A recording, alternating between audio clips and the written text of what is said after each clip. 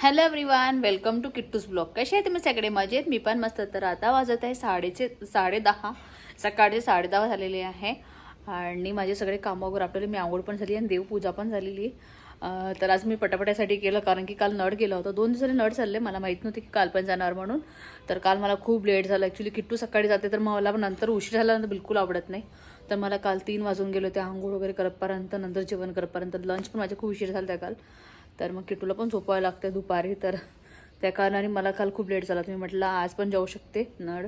तर मी पटापटा सकाळी किट्टू जसंच गेला तुम्ही बसली पण नाही आणि पटापटा कामं केलं. थोडं पाणी वगैरे भरून ठेवलं आणि सगळं क्लीन केलं आणि मग नंतर फ्रेश व्हायला गेली. फ्रेश वगैरे आता देवपूजा वगैरे सगळं झालेलं आहे.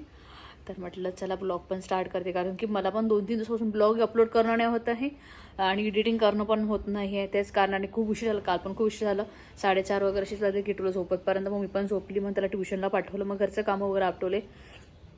तर त्यामुळे मला पण काही ब्लॉग स्टार्ट करणं नव्हतं झालं ना, एडिटिंग करणं अपलोड करणं पण नव्हतं झालं काल. तर म्हटलं चला आज ब्लॉग एडिटिंग करते आणि अपलोड पण करायचं आहे. तर म्हटलं चला आज ब्लॉग बनवून घेते.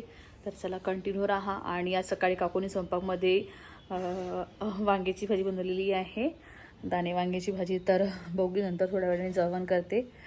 तर चला. आणि देवपूजा पण छान झाले, मस्त वाटत आहे. लवकर लवकर कामं झाले तर, नाहीतर मला सकाळी उठल्यानंतर ते कामं उशीर झालं तर मला असं खूप हे वाटते. आणि मनीषा ताई पण आली तर ती पण भांडे घासून घेते आहे. तर चला कंटिन्यू राहा.